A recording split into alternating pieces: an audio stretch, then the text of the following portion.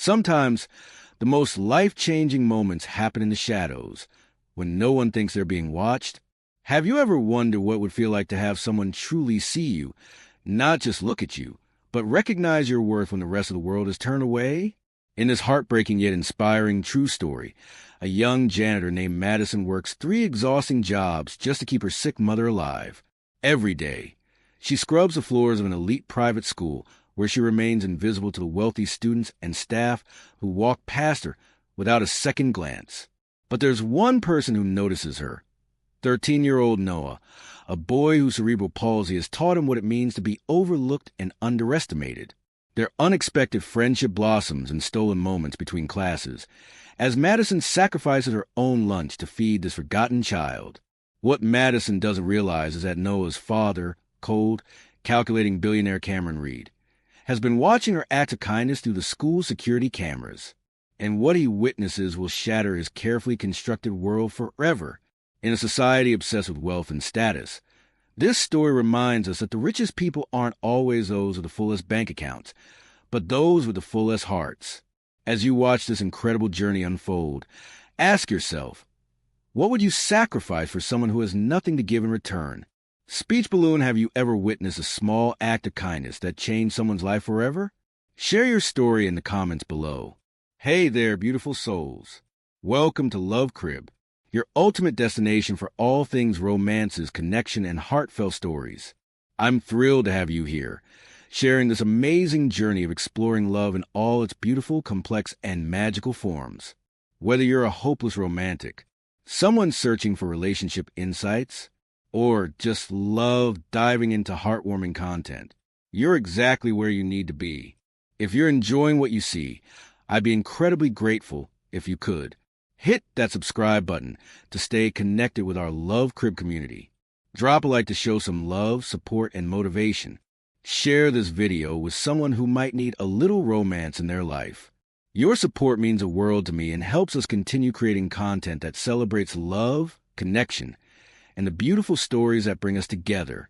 The polished marble floors of Westfield Academy gleamed under the fluorescent lights as Madison Reynolds moved her mop in rhythmic strokes across the empty hallway.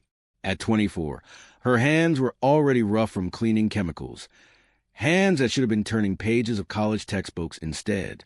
The prestigious private school was eerily quiet at 6:30 a.m., exactly how Madison preferred it. No wealthy students to dodge, no teachers giving her that particular blend of pity and dismissal. As the sun began to peek through the tall windows, Madison checked her watch. Her shift would end in 30 minutes. Just enough time to finish this hallway before heading to her second job as a barista. 2 jobs, barely scraping by, and still not enough for her mother's mounting medical bills. Last night's call from the hospital was still ringing in her ears. Her mother's lupus was worsening, and a specialist appointment would cost another $800 they didn't have. Just keep moving, she whispered to herself, a mantra that had carried her through the past 3 years. The silence was broken by the soft whirring of an electric wheelchair. Madison looked up to see Noah Reed navigating carefully down the hallway, arriving early as he always did to avoid the chaos of regular drop-off time. At 13, Noah's body was confined by cerebral palsy, but his eyes, intelligent and observant, missed nothing. "Morning, Mr. Noah," Madison called out with genuine warmth, quickly moving her cleaning cart to the side. Noah's face lit up, his speech delayed but determined. "Hi, Maddie's son." Unlike most of the staff who either ignored him or spoke to him like a much younger child, Madison had always addressed Noah directly, with respect. It had started 6 months ago, when she'd found him struggling to reach a book that had fallen from his backpack. Instead of grabbing it for him without asking, she'd waited patiently as he tried, only offering help when he looked up at her. That small moment of dignity had sparked a friendship that brightened both their lives. "Early bird special again?" she asked, continuing her mopping but keeping pace with his slow movement. Noah nodded, the movement slightly jerky. Dad had meeting. Madison understood what went unsaid. Cameron Reed, billionaire tech CEO and Noah's father, was rarely present. She'd only ever seen him from afar at school functions, his expensive suits and perpetual frown marking him as someone who existed in an entirely different universe from her own. Well, Their loss is my gain. I get some quality Noah time, she smiled, and was rewarded with Noah's lopsided grin. What Madison didn't know was that Cameron Reed was not at a meeting. In fact, he was sitting in his Tesla in the parking lot, on a video call with his executive team, watching through the school security feed on his tablet, a measure he'd insisted on installing to ensure Noah's safety. The audio was muted, but he could see the casual interaction between his son and the young janitor. In his world of corporate takeovers and billion-dollar deals, Cameron had grown suspicious of every smile, every kind word. People wanted things from him, always, yet here was this young woman, unaware of being observed, treating his son with a genuine warmth that made something in Cameron's chest tighten uncomfortably. "Mr. Reed, are you still with us?" His CFO's voice interrupted his thoughts. "Continue the projection analysis without me." "Something's come up," Cameron said abruptly, ending the call before any objections could be raised. For the past 3 months, Noah had been different, more talkative at home, more animated. Cameron had assumed it was a new medication. Now, he wondered if it might be something or someone else entirely. Have you ever witnessed an act of kindness that changed someone's life? Share your thoughts in the comments below. Madison's schedule was meticulously organized. Clean the school from 4:30 a.m. to 7 a.m., work at Caffeine Dreams until 2 p.m., then return to school for evening cleaning from 3 p.m. to 7 p.m. It left little time for anything else, but the afternoon shift had become the highlight of her days, because that's when she would often find Noah in the library, struggling with his homework. Today was no exception. She spotted him at his usual corner table, frustration evident in the tight set of his shoulders as he attempted to manipulate a ruler with fingers that wouldn't fully cooperate. "Geometry giving you trouble?" Madison asked quietly, setting her card aside. Noah looked up, relief washing over his face. "Can't hold the ruler straight." Madison glanced around. The librarian was engrossed in her computer, and no other students were nearby. She wasn't supposed to interact with students beyond basic courtesy. The school administration had been very clear about that, but Noah's defeated expression tugged at her heart. "I have 5 minutes," she said, pulling up a chair. "Show me what you're working on." As Noah explained the assignment, Madison noticed the way other students at nearby tables whispered and glanced their way. Noah noticed too, his voice growing quieter. "Don't mind them," Madison said gently. "They're just jealous because you actually understand this stuff. I nearly failed geometry when I was your age." This was entirely true, but the white lie was worth Noah's small smile. Madison had actually been an excellent student, with dreams of becoming a physical therapist before her mother's illness had derailed everything. "The trick is to brace your arm like this," she demonstrated, not taking over but showing him a technique that would give him more stability. "My mom taught me this when I was learning to draw." Noah tried, his movements improving slightly. "Your mom teaches?" Madison's expression softened. She was an art teacher, best one in our district. Now she's resting a lot. She quickly changed the subject. "How about lunch? Did you eat today?" Noah's eyes dropped to the table. "Forgot lunchbox." Madison knew what that meant. The school cafeteria was chaotic, and Noah avoided it whenever possible. Without his prepared lunch, he would simply go hungry rather than navigate the sensory overload and potential humiliation of the lunch line. "Wait here," she said, standing up. She returned 5 minutes later with her own lunch bag, peanut butter sandwich, apple slices, and, she lowered her voice conspiratorially, a chocolate chip cookie that is technically contraband in this health-conscious establishment. Noah's eyes widened. "But your lunch?" "I had a big breakfast," Madison lied smoothly.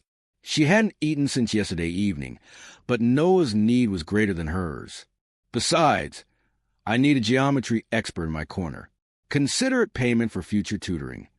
As she watched Noah carefully maneuver the sandwich to his mouth, taking small, determined bites, Madison felt a familiar mix of emotions.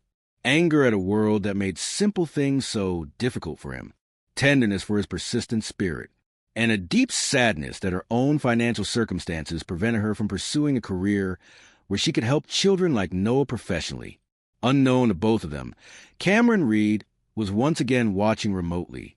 He'd begun making a habit of checking the security feeds during the day, telling himself it was to ensure Noah's safety. But increasingly, he found himself watching for the young janitor, who seemed to be the only person at the exclusive school who truly saw his son. Today, he'd watched as she shared her lunch, then subtly positioned herself between Noah and some older boys who had been staring. He saw how she maintained Noah's dignity while helping him, something even Noah's highly paid aides often failed to do. Cameron opened Noah's student file on his laptop, then accessed the school's employment records. Madison Reynolds, 24. No higher education. Emergency contact, Diana Reynolds' mother.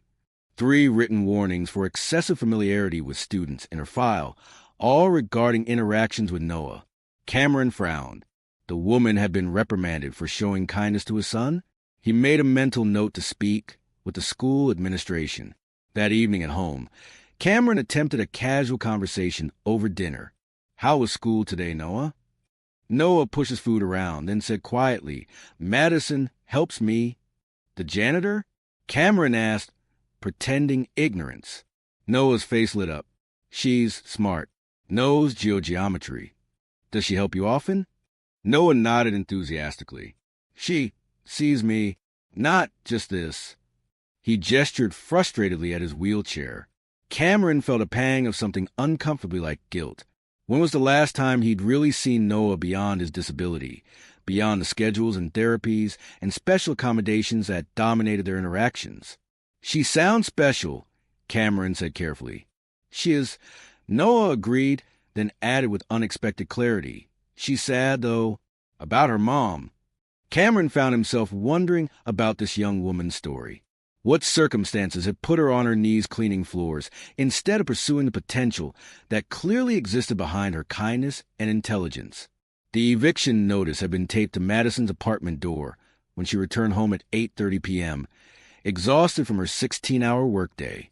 Final notice: pay within 72 hours or vacate premises. She sank down onto the threadbare couch, calculator in hand, running the same impossible math she'd been doing for months. Even if she skipped buying groceries this week and walked the 3 miles to work instead of taking the bus, she'd still be $430 short for rent. And that didn't include the pending hospital bills. Her phone rang. It was a hospital. Her mother's new medication wasn't covered by their insurance. Another $675. After the call, Madison pressed her palms against her eyes, refusing to let the tears fall. Crying wouldn't change anything. For the 100th time, she considered dropping out of her online night classes, the education that consumed what little free time she had. But without that degree, she'd be cleaning floors forever. "Just keep moving," she whispered, but the words fell hollow now. The next morning, Madison arrived at Westfield Academy with dark circles under her eyes. She had spent the night researching shelters and affordable housing options, coming up empty on both fronts. As she mechanically went through her cleaning routine, Principal Harrington's voice cut through her thoughts. "Ms. Reynolds, I need to speak with you." In his office, the principal's expression was severe. "It has come to my attention that you continue to engage inappropriately with Noah Reed despite multiple warnings." Madison's heart sank. "Sir, I've only been helping him with." "Your job description is to clean, Ms. Reynolds, not to teach or assist students. The Reed family pays considerable money for professional support for their son. Your interference, however well-intentioned, is unwelcome and unprofessional." Madison wanted to argue that Noah was often alone, that his assigned aide spent more time on her phone than helping him. But she knew it would only make things worse. "Furthermore," Principal Harrington continued, "your work performance has declined. Several classrooms were inadequately cleaned last week." This was true. She had been cutting corners to spend a few extra minutes helping Noah. "This is your final warning, Ms. Reynolds. One more incident, and we will be forced to terminate your employment." The threat hung in the air. Without this job, Madison and her mother would definitely be homeless by month's end. "I understand, sir," she said quietly. Later that afternoon, Madison was cleaning the hallway outside the library when Noah wheeled up to her, his expression bright. "Madison, I got A on geometry test." She glanced around nervously, then forced a smile. That's wonderful, Noah. I'm really proud of you. He held out a carefully folded paper crane. Made this in art. For you. Madison's heart broke a little as she shook her head. I'm sorry, Noah. I can't accept gifts from students. And I can't help you with your homework anymore. Noah's face fell. Why? Did I do something wrong? No, sweetheart, never. It's just rules. I could lose my job. She bent down to his level, lowering her voice. But I'm still cheering for you, okay? Even if I can't say it out loud. Noah's eyes welled with tears, a sight that tore at Madison's heart. But you're my friend. Before Madison could respond, a cold voice cut through the moment. Ms. Reynolds, my office. Now. Principal Harrington had seen them. As Madison followed him down the hallway, she saw Noah sitting alone. The paper crane crumpled in his lap. This was it. She was going to be fired. In her mind, she was already calculating which possession she could sell first to make rent. When they reached the office, Principal Harrington opened the door, and Madison froze. Sitting in one of the visitor chairs was Cameron Reed himself, his expression unreadable. Mr. Reed has asked to speak with you, the principal said stiffly. I'll leave you to it. Madison stood paralyzed as the door closed behind her. Cameron Reed was impeccably dressed in a tailored suit that probably cost more than she made in 3 months. His intense gaze studied her with unsettling focus. Sir, if this is about Noah, Why did you give him your lunch yesterday? Cameron interrupted, his voice surprisingly soft. Madison blinked, caught off guard by the question. He forgot his lunchbox. You went hungry instead. It wasn't a question. Madison shifted uncomfortably, wondering how he knew. Noah has a meal account. He could have purchased lunch. Madison hesitated, then decided honesty was her only option. The cafeteria overwhelms him. Too loud, too many people bumping into his chair. And the aide who's supposed to help him was on her phone. Again. Something flashed in Cameron's eyes. Anger, possibly, though not directed at her. You've been helping him with geometry. Yes, sir. I'm sorry if that was overstepping. His grades have improved significantly. His therapist says his confidence has increased. And for the first time in years, he's talking about school with enthusiasm. Madison remained silent, unsure where this was going. Why were you crying in your car last night? Cameron asked abruptly. Madison stiffened. Have you been watching me? I've been watching my son, Cameron corrected. You happen to be in the security footage. A lot. Madison's face flushed with embarrassment and anger. With all due respect, sir, my personal life is private. Not when it affects my son. Cameron stood up, his height imposing in the small office. Noah has become attached to you. When you're upset, he notices. When you disappear, he'll be devastated. I don't have much choice, Madison said, her voice cracking slightly. I'm about to lose this job, and quite possibly my apartment. Would you risk your job to help someone in need? Like this video, if you believe kindness should come first. Cameron Reed was not a man accustomed to hesitation. He made billion-dollar decisions in seconds, navigated corporate wars with ruthless efficiency, and had built his tech empire on the principle that hesitation was just another word for failure. Yet as he stood facing this young woman, exhausted, proud, and clearly at the end of her rope, he found himself choosing his words with unusual care. I'd like to offer you a position, he said finally. Madison's expression was wary. What kind of position? Noah's current personal aide is being terminated, effective immediately. Madison's eyes widened. Because of me? Because she spends more time on Instagram than doing her job, Cameron corrected. Noah needs someone who sees him, not his wheelchair. Someone who challenges him rather than coddles him. Madison shook her head slightly. I don't have the qualifications. I never finished college. You're 3 semesters away from a physical therapy degree, according to your application. Madison stared at him. You looked into my background. I look into everyone who comes near my son, Cameron said unapologetically. The position includes a full salary, benefits, and tuition for you to complete your degree. Madison's suspicion grew. Rich men didn't offer life-changing opportunities to janitors without expecting something in return. Why would you do this for me? Cameron's expression softened almost imperceptibly. I'm not doing it for you. I'm doing it for Noah. Seeing her continued hesitation, he added, and for Diana. Madison's face paled. How do you know my mother's name? As I said, I'm thorough. Her lupus has progressed significantly in the past 6 months. The treatment she needs isn't covered by your current insurance. Anger flashed in Madison's eyes. My mother is not your concern. No, Cameron agreed, but she is yours, and you can't help her if you're working yourself to death at 3 jobs. Madison's voice was quiet but fierce. I won't accept charity. This isn't charity. It's an investment. Cameron pulled out a contract from his briefcase. Full-time position as Noah's educational aide and physical therapy assistant. $29 per hour. Full medical benefits that extend to immediate family. Flexible schedule to accommodate your classes, and a housing stipend. Madison's hands trembled slightly as she looked at the paper. It was everything she needed, a lifeline thrown when she was drowning. But she'd learned early that nothing came without strings. What's the catch? Cameron studied her for a moment. The catch is Noah. He's brilliant, stubborn, and has been let down by every aide we've hired.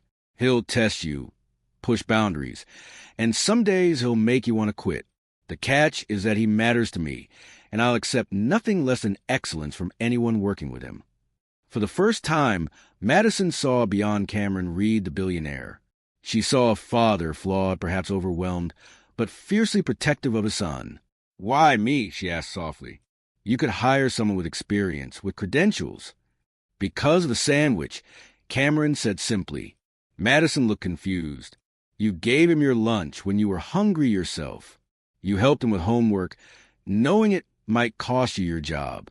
You treated him like a person, not a charity case or a burden. Cameron's voice grew quieter. Do you know how rare that is? Madison thought about Noah's bright eyes, his determination, his paper crane. She thought about her mother, alone in their small apartment, in pain that Madison couldn't alleviate. She thought about the eviction notice and the mounting bills. But mostly, she thought about the hope this opportunity represented. Not just financial security, but the chance to make a difference while pursuing her own dreams. When would I start? She asked. Today, Cameron replied. Though I suggest you take the rest of the afternoon to get your affairs in order. Noah doesn't know about this yet. As Madison left the office in a daze, she nearly collided with Noah, who had been waiting in the hallway. Are you fired? He asked, his eyes wide with worry. Madison knelt beside his wheelchair, her heart full. No, Noah. Actually, it looks like we'll be seeing a lot more of each other. His face lit up with such pure joy that Madison knew, whatever complications lay ahead, she had made the right decision. What she couldn't see was Cameron watching them from the doorway, an uncharacteristic warmth in his normally cold eyes. For the first time in years, he felt something that had become foreign to him. Hope. That evening, as Madison helped her mother pack their few belongings for the move to the apartment provided in her contract, Diana Reynolds studied her daughter's face. This man, this billionaire, he just offered you a job out of nowhere, she asked skeptically. Madison arranged her mother's medications carefully in a box. Not out of nowhere. I've been working with his son unofficially for months. And he's providing housing, medical coverage for both of us. Diana shook her head. Maddie, men like that don't do something for nothing. Madison had the same concern, but after spending the afternoon carefully reading every line of the contract, which was surprisingly straightforward, she felt more confident. Mom, I think he's just a father who wants the best for his son. Diana raised an eyebrow. And he's handsome? Mom. Madison's cheeks flushed. It's not like that. At all. He's my boss. And frankly, he's kind of intimidating. Diana smiled knowingly but dropped the subject. Well, whatever his reasons, I'm grateful. These past few years have been too hard on you, Maddie. You deserve your own life, not to be tied down caring for me. Madison hugged her mother gently. You'd have done the same for me. Besides, this isn't just about us anymore. Noah needs me, too. As Diana drifted off to sleep that night, exhausted from the day's excitement. Madison sat at their small kitchen table and allowed herself, for the first time in years, to imagine a future beyond just survival. 1 year later, Madison adjusted Noah's positioning in his new adaptive sports wheelchair, checking the stability of his upper body support. Remember, core engaged, eyes forward. You've got this. Noah grinned, confidence radiating from his now 14-year-old face. Ready to crush it. The basketball court at Westfield Academy had been modified with adaptive equipment, and a small crowd had gathered to watch the first-ever inclusive basketball tournament. Noah's teammates, a mix of students with and without disabilities, were warming up around them. "Coach Reynolds," called one of the players. "Are we starting with the play we practiced?" Madison smiled at the title. In addition to her role as Noah's aide, she had recently established the school's first adaptive sports program as part of her final project for her physical therapy degree. "That's up to your captain," she replied, gesturing to Noah. Noah led his team with a confidence that would have been unimaginable a year ago. His speech was clearer now, his movements more controlled, the result of consistent therapy and Madison's innovative approaches to his exercises. From the sidelines, Cameron Reed watched with uncharacteristic relaxation in his posture. He had foregone his usual suit for casual clothes, and he cheered loudly when Noah's team scored their first basket. Several parents gave him surprised glances. The notorious workaholic had become a regular presence at school events over the past months. When the game ended, Noah's team victorious by 3 points, Madison caught Cameron's eye across the gym and gave him a small, private smile. Their professional relationship had evolved into something neither had expected, mutual respect that bordered on friendship. Later, as they walked toward the parking lot, Noah wheeling between them, Cameron said, "The school board approved your proposal for the district-wide adaptive sports expansion." Madison nearly stumbled. "Already? I just submitted it last week." Cameron shrugged. They were impressed by today's turnout, and I might have mentioned that Reed Technologies would be interested in sponsoring the equipment. "Dad pulled strings," Noah said with a knowing grin. Cameron feigned offense. "I merely pointed out the obvious benefits." Madison shook her head, but she was smiling. "Well, thank you. This means dozens more kids will have access to inclusive sports." "It's a good investment," Cameron said, echoing his words from a year ago. As Noah chatted animatedly about the game with another student, Cameron and Madison hung back slightly. "Your final exams are next week?" he asked. Madison nodded. "Then graduation in May. I can hardly believe it. Have you considered my offer?" Cameron's voice was casual, but there was tension beneath the surface. The offer was a position heading up a new pediatric physical therapy center that Reed Technologies was establishing, a dream job that would allow Madison to help countless children like Noah. "It's an incredible opportunity," she said carefully, "but I don't want special treatment. I need to know I earned it." "Madison," Cameron said, stopping to face her directly, "you built an adaptive sports program from nothing. You developed therapy techniques that Noah's previous specialists never considered. You're graduating with honors while working full-time. If anything, I'm concerned you're overqualified." Madison laughed. "Now I know you're exaggerating." Cameron's expression grew serious. "A year ago, Noah barely spoke to me. Now we talk, really talk. He's thriving in ways I never thought possible. You didn't just help him physically. You helped him find his voice." He paused. "You helped me find mine, too." Madison's breath caught at the unexpected vulnerability from a man who'd built walls around himself as sturdy as his corporate empire. "It works both ways," she said softly. "You gave me and Mom a second chance when we needed it most." They stood for a moment in comfortable silence, watching Noah demonstrating a wheelchair maneuver to his fascinated teammates. Diana Reynolds approached them, her health visibly improved from the year before. The experimental treatment covered by Madison's insurance had stabilized her condition remarkably. "Noah was magnificent," she said warmly. "Cameron, are you joining us for dinner? I made that pasta you liked last time." The casual invitation reflected how much had changed. What had begun as a strictly professional arrangement had evolved into something like family. Not replacing what each had lost, but creating something new and unexpected. I wouldn't miss it, Cameron replied. But first, Noah has an announcement he's been waiting all day to share. They gathered around Noah, who proudly pulled an envelope from his backpack. Got accepted summer science program. As Madison and Diana exclaimed over the prestigious program that had once seemed an impossible dream for Noah, Cameron watched them with quiet satisfaction. A year ago, he had been a man who solved problems with money and distance. He had given Madison a job, thinking it would be enough to fix what was broken in his son's life. What he hadn't expected was how she would change him too, showing him that true wealth had nothing to do with the billions in his account and everything to do with moments like these. As they walked to their cars, Noah and Diana had engaged in animated conversation. Madison glanced at Cameron. "Thank you," she said simply. "For what?" "For taking a chance on a janitor." Cameron shook his head. "I never saw a janitor. I saw someone who knew the value of things that can't be bought." He hesitated. Noah wasn't the only one who needed that reminder. As the sun set over Westfield Academy, casting long shadows across the parking lot, for people who had once been strangers moved forward together. A billionaire who had rediscovered his humanity, a young woman who had found her purpose, a boy who had gained confidence, and a mother who had received a second chance. Their story wasn't about wealth transforming poverty, but about how the richest connections come from seeing each other's true value, a lesson worth more than any fortune. Every day, we pass by people whose stories remain invisible to us. The cashier, the janitor, the driver, each carries their own universe of dreams and struggles. In our fast-paced world of status updates and superficial connections, we often miss the profound impact of truly seeing another person. This story reminds us that wealth comes in many currencies.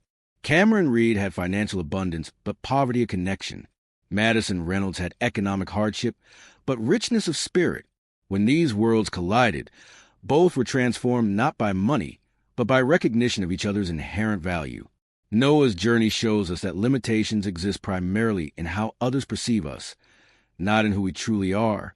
When given dignity and opportunity rather than pity, he bloomed, teaching everyone around him that disability doesn't define capacity. The healing that occurred wasn't just physical or financial. It was a healing that comes when we bridge the artificial divides of class, ability, and circumstance. Madison didn't need a savior. She needed opportunity. Cameron didn't need an employee. He needed someone to show him a different way of relating to his son and the world. Perhaps the most powerful message is that kindness is never wasted, even when it seems no one is watching.